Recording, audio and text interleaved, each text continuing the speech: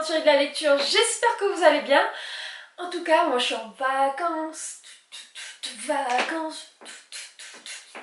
Bon, sur ce, je vous présente, enfin je sais même pas si je serai encore en vacances quand vous verrez cette vidéo.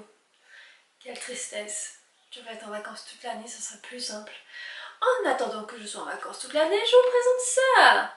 Donc, si t'as jamais vu ça, c'est que t'as raté une partie de l'année dernière, parce que franchement, genre, tu le vois dans toutes les librairies, sur tous les sites internet, on en parle partout, et je ne déroge pas à la règle, alors non, je ne l'ai pas acheté. Je suis plus forte que ça.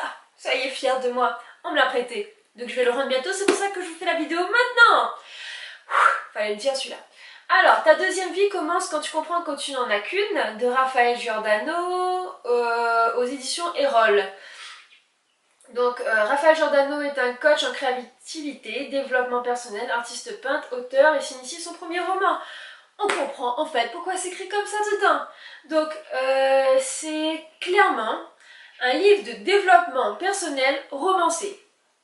Et donc, au début, j'avais peur que ce soit nul, clairement.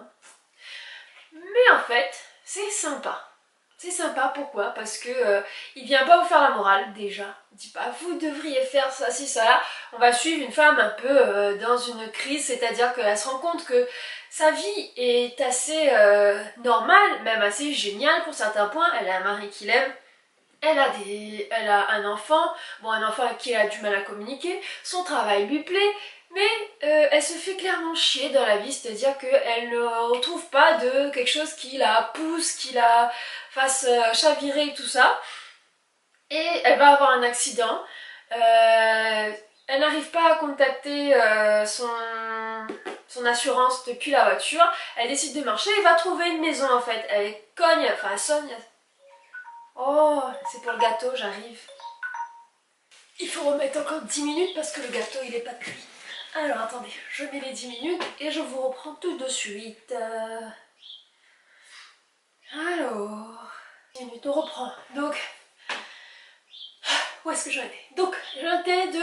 Elle était en panne de... Elle sonne à la porte de cette maison et elle va rencontrer un mec, il s'appelle comment? Claude.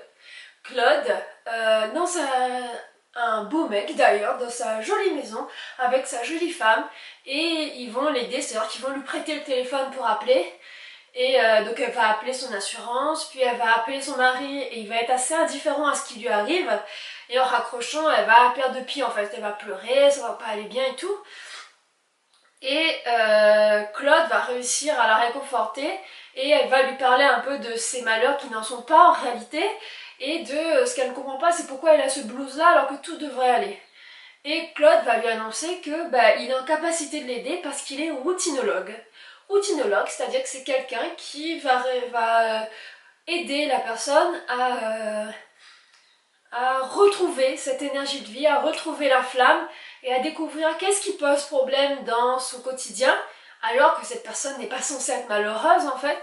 Qu'est-ce qui pose problème, comment le changer, comment évoluer et comment faire de sa vie ce qu'on a vraiment envie. Donc un peu c'est son objectif, c'est son travail, il se présente comme ça.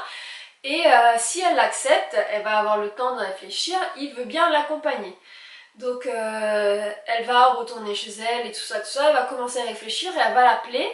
Et ils vont avoir un premier rendez-vous où il va lui expliquer tout l'enjeu du travail, comment ça va se mettre en place, et que notamment il ne va pas la payer, c'est-à-dire qu'elle va mener tout le travail à bien, enfin jusqu'au bout, et à la fin, elle décidera de comment est-ce qu'elle peut le remercier, comment donner une valeur à ce qui a été mis en place. Et donc on va suivre le cheminement de cette femme et de Claude qui va l'accompagner et de tous les exercices qu'ils vont faire. Et ces exercices sont des exercices de développement personnel mais assez bien amenés, c'est-à-dire que c'est des choses faisables dans le quotidien par n'importe qui, et quand on lit on se dit ah ouais, moi qu'est-ce que je ferais, moi je ferais comme ça et ceci et cela, donc on cogite tout en étant dans le roman, c'est-à-dire qu'on ne sort pas du roman, on n'est pas là en train de se dire, où on coupe carrément, où on perd le fil de l'histoire, non, on reste dans le roman, on évolue, enfin notre pensée évolue en même temps que évolue, comment elle s'appelle, Camille, qu'évolue Camille, et donc c'est assez intéressant. Donc je vais pas vous raconter plus parce que ça serait réellement spoilé, mais j'ai adoré. Alors je suis allée vérifier si le métier de routinologue existait. Malheureusement il a été créé par Raphaël Giordano et que chaque fois qu'on tape routinologue sur Google on tombe sur ce livre, sur Raphaël Giordano ou sur le site qu'elle a créé d'ailleurs. En tout cas c'est un métier génial. Mais lisez, vous verrez pourquoi est-ce qu'on peut pas tous le faire non plus. Et en tout cas moi j'ai bien aimé le lire, ça a été sympa, ça se lit très vite, franchement je l'ai lu sans problème, c'est pas... L'histoire a pas de suspense, il n'y a pas quelque chose qui va nous tenir ou que ce soit, mais c'est simple, c'est agréable, et puis on va voir comment est-ce qu'en changeant, Camille va faire aussi changer sa famille autour d'elle et changer les gens autour d'elle plutôt, ou d'eux, de la famille quoi, mais c'était une belle découverte je trouve. Donc à ce qui paraît il y a une suite qu'on va aussi me prêter, donc je vous donnerai des nouvelles de cette suite. Et puis ceux qui ont lu, dites-moi ce que vous en avez pensé, dites-moi si vraiment ça vous a fait cogiter ou bien si vous l'avez pris comme un roman lambda. Est-ce qu'il y en a qui se sont servis des techniques qu'il y a là-dedans? Voilà quoi, donnez-moi votre avis. En tout cas moi j'apprécie le fait que ce soit un livre de développement personnel mais romancé parce que j'ai beaucoup de mal à lire les livres de développement personnel. Enfin j'en lis même pratiquement pas, hein, si ce n'est j'ai commencé à feuilleter un peu celui, enfin c'est pas un livre de développement personnel mais ça y ressemble, celui d'Olivier Roland, mais sinon celui-là m'a beaucoup plu. Donc dites-moi ce que vous y... Voilà, dites-moi ce que vous en avez pensé. Et puis voilà quoi. Ah ciao, bye les amis.